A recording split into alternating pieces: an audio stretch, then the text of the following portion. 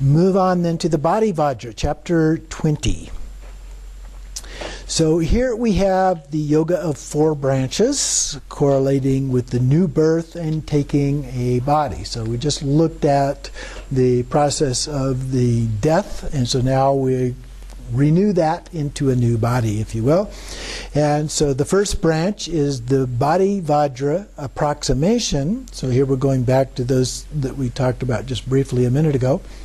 The second is the branch of the speech Vajra, near accomplishment. The third one is the mind Vajra of accomplishment. And the fourth one is the gnosis Vajra of great accomplishment. Now, the first one, the body Vajra approximation, is covered in chapters 20 through 22. The second one is in chapter 23, the third one in chapter 24, and the last one in chapter 25. So we have several chapters to go through to address all of these, but our focus here is on the body Vajra. And so the body Vajra approximation has to do with the mandala, and then correlating the body formation inside the womb. So we're going through this process of the development of the birth and taking this new body as a metaphor. So the first part there is how the generation of the celestial mansion correlates with the ordinary base. So it's talk about the place where one is born, the mother's body, and the practitioner's body. So the first part of that is the correlation with the outside world, the place where one is to be born. So the limitless space source triangle, that's the Dharma Bhava, that is produced when creating the seat of the mandala correlates with the space of the air mandala. The stacking of the mandalas within the source triangle correlates with the 4 mandalas up from the air up to earth, and Meru then correlates with the external Meru. The variegated lotus upon Meru correlates with the center of Meru. The sun, moon, and Ruha in the center of the lotus correlate with the sun, moon, and Ruha gathering externally at the end of the day of the empty sky, which would be the last day of the month of the new moon. And then we have all phenomena from the source triangle up to Rahu, are visualized as blending into one and meditated upon as the seed syllables Ham, Cha, Ma, La, Wa, Ra, and Ya. So we have the seed syllable. The seed syllable, now we talk about these as 10, and Ham is actually multiple parts. So you have the actual Ham, which looks a little bit like number 5 in our language, and then you have the crescent and the nada and the bindu and the nada up above. So those are the other parts that then, so that the Ham actually constitutes 4 parts, and then the other syllables. So those all together then make up the 10. So those syllables together individually produce space, air, fire, water, earth, Meru, lotus, moon, sun, and Rahu. So those are the 10 parts of that.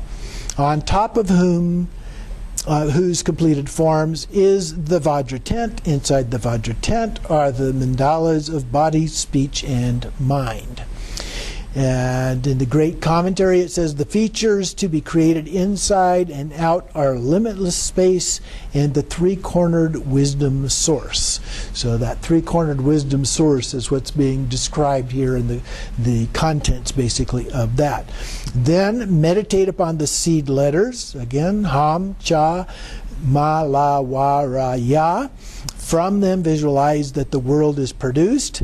This is the external. The inner, as previously taught, is the mother's body.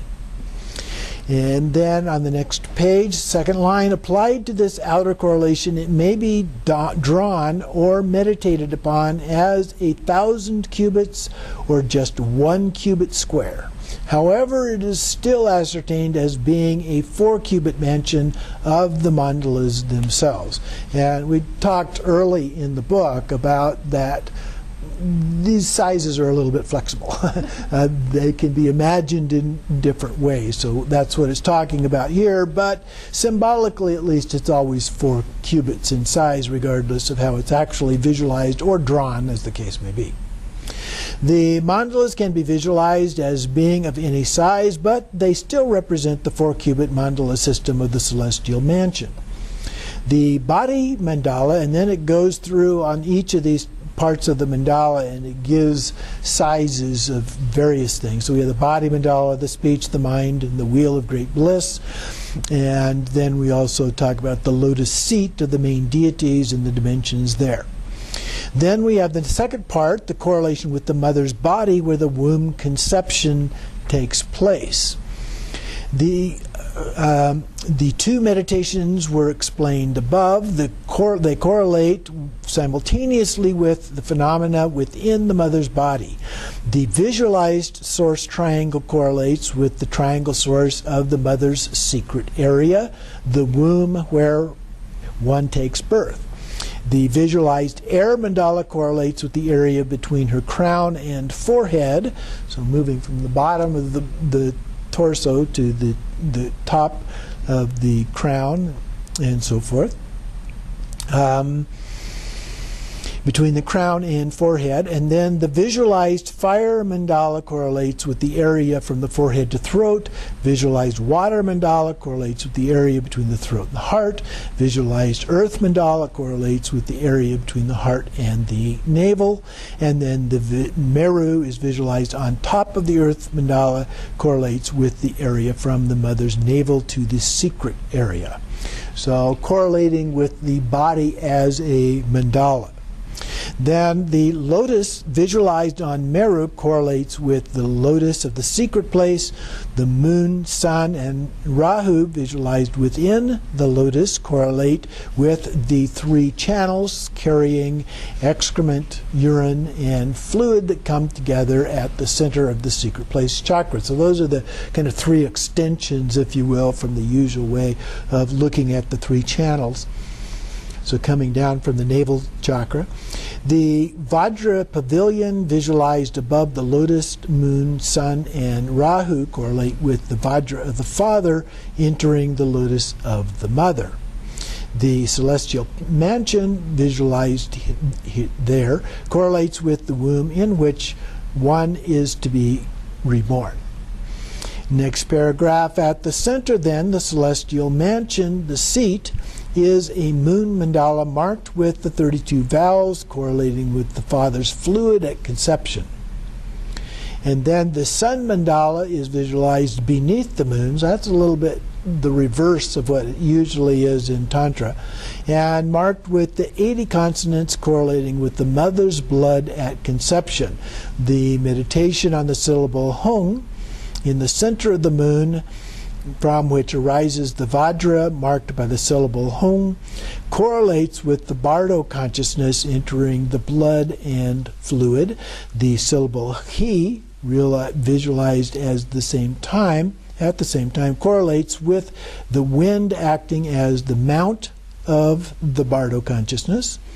The meditation involving the vowels, consonants, moon, sun, Vajra merging together as one into syllables, Hum and Ham, from which arise the complete form endowed with the syllable Ham, correlates with the fluid, blood, consciousness, and its mount of wind blending together to produce the first signs of a body in the womb. So that's a fairly detailed description for the visualization. So that can take a little bit of time to get used to that by repeating it over and over. Now, in some cases, detailed descriptions are given in the actual text of the sadhana, but not always. So it depends on the particular sadhana text as to how much detail is actually articulated.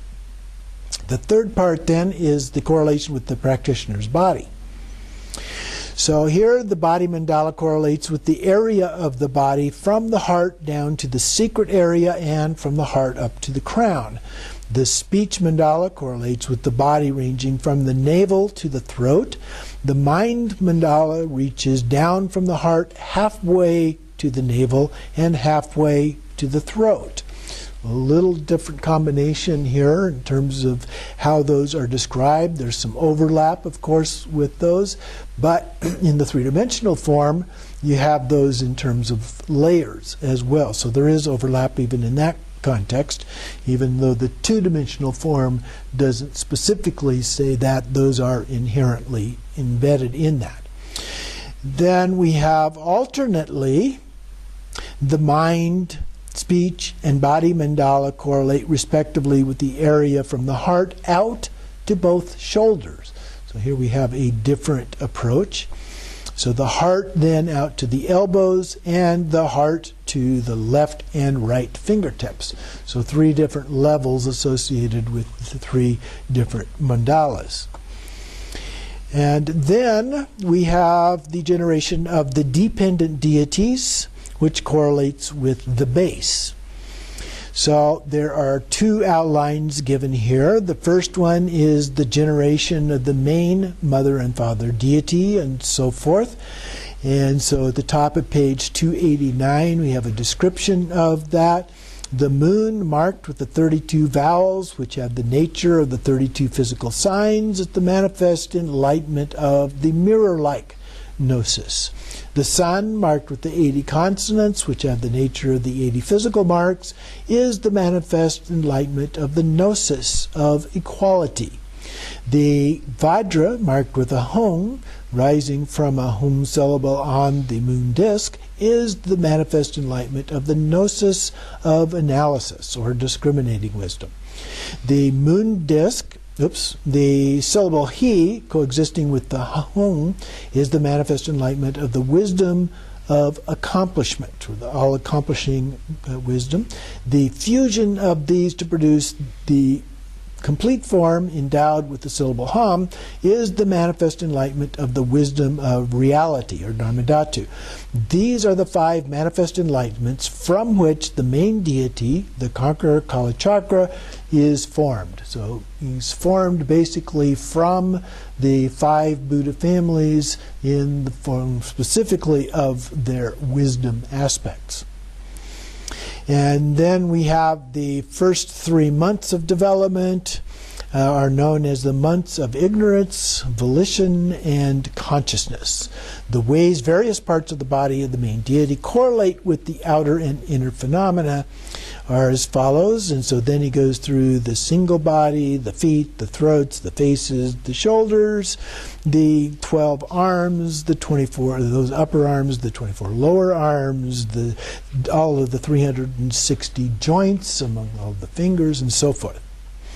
Continuing on page 290 in the second paragraph, by meditating upon the correlation of all the parts of the Kalachakra body with inner and outer phenomena, the mind becomes ripe for the creation of the completion stage practice that will actually render these two bases free of obscuration.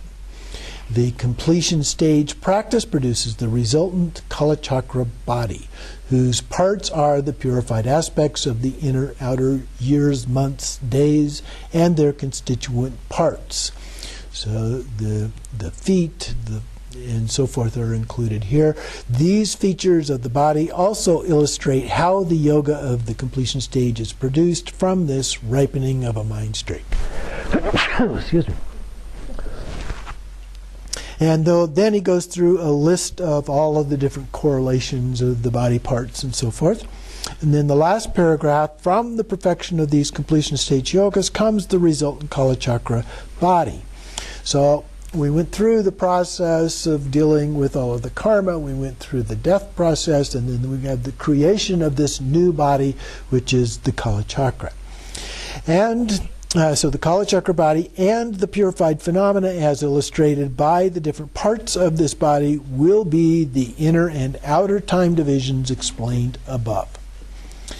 Then we have the next part, the male and female tathagatas and so forth, in the period of growth in the womb. And this has 4 points. The first one, the male and female tathagatas, and the 5 wrathful guardians. So we have the 4th, or name and form, month of growth. So then we have, after generation of the Shakti goddesses, vases, and emblems, the principal deity emanates Akshobhya and consort, which then enter the principal deity's body. Then Vajra Vishvari, embraced by Vajrasattva, is emanated and enters the consort Vishvamata's body, with the 4 male and 4 female tathagatas, and the 5 wrathful guardians are generated. So this happens in the 4th month. And then we have the generation of the bodhisattvas during the 5th and 6th months, or the 6 sources and contact, as it's sometimes referred to here. So after the 5 wrathful guardians are generated, Kagarbha and the other 5 male bodhisattvas with consorts are generated. Sparshavatra and the other female bodhisattvas with their consorts are also generated during the 5th and the 6th months. And then next paragraph, this does not mean that a particular generation of a celestial figure correlates only with the particular development within the womb. Vajrasattva, Akshobhya, Amoghasiddhi, Ratnasambhava, Amitayus, and Varochana correlate with and are the purifiers of the 6 basic aggregates of gnosis, consciousness, volition, feelings, recognition, and form, respectively. And from the purified 6 aggregates will arise these 6 male tathagatas. So there are multiple ways in which there are correlations in these different deities. Similarly, from Prajnaparamita, Vajra Tara, Pandara, Mamaki, and Lochana correlate with and are purifiers of the 6 basic elements of gnosis, space, air, fire, water, and earth, respectively. So you have the 6 consorts associated with the 6 elements. And then from the 6 purified elements will arise the 6 female tathagatas. The 5 wrathful guardians then correlate with and are purifiers of the 5 basic faculties, and the 5 wrathful guardians will arise from the purified faculties. And so then it goes through, and we have the 6 basic sense faculties from the 6 male bodhisattvas, and we have the 6 female bodhisattvas, which purify the 6 basic outer sources of our senses, sound and so forth. Then the 3rd part is the speech mandala yoginis in the 7th month, or feeling month. After the figures of the mind mandala have been generated, the 72 yoginis of the speech mandala are generated. And down about 3 lines, these correlate with the 6-4 channel petals of the navel channel, plus the 8 channel petals on the 2nd rim of the throat chakra. So we have different layers at the throat, and so the 2nd layer out where we have the 8, which have split off and doubled from the first 4 petals of that chakra. These 72 channel petals and 72 goddesses are phenomena to be purified, and the purifiers respectively.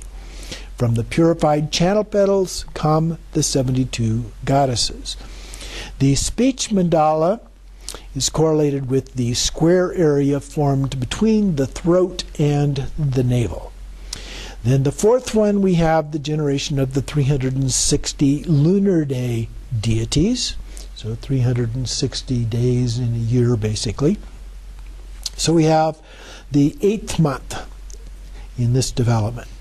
So down, starting on the 4th line, these 360 deities correlate with the channels of the action faculty chakras, as opposed to the activity wheels, the activity wheels being the main chakras. And so here we have these associated with the other parts of the body. And so these are found in the hands and feet. On each of the 12 major limb joints, there are 30 channels. Of these, 28 channels correlate with the 28 entourage deities of the days. The 2 remaining channel petals correlate with the main deities in the father and mother aspect of the center of the lotus. And the 360 deities correlate with the 360 lunar days. So we have the inner and outer phenomena of the channels and lunar days that are purified. The deities are the purifiers, and then from these come the 360 deities. So the major joints of the arm and leg comprise there are 6 joints on the arms and 6 joints on the legs, and these are known as the action faculty chakras.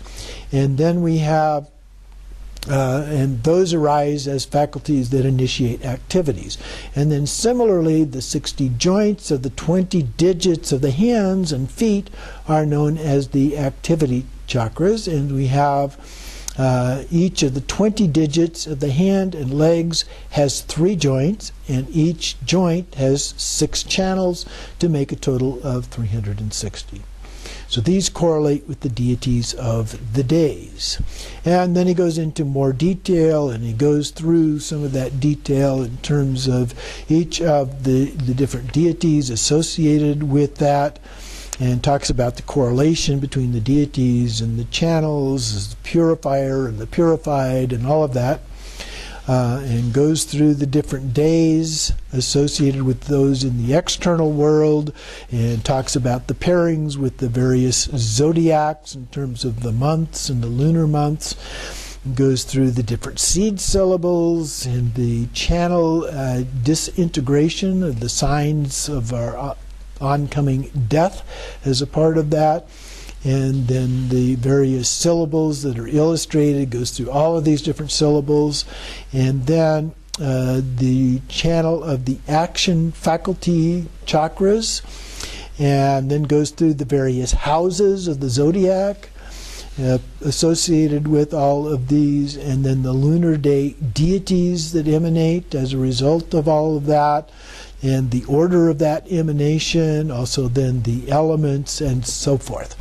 So didn't go through all of that detail, but you can read through that and get a sense of what all of that is in terms of we're building up to the 722 deities that are a part of this visualization. And so we want to at least give you a sense of appreciation of that and the level of detail that is included in this.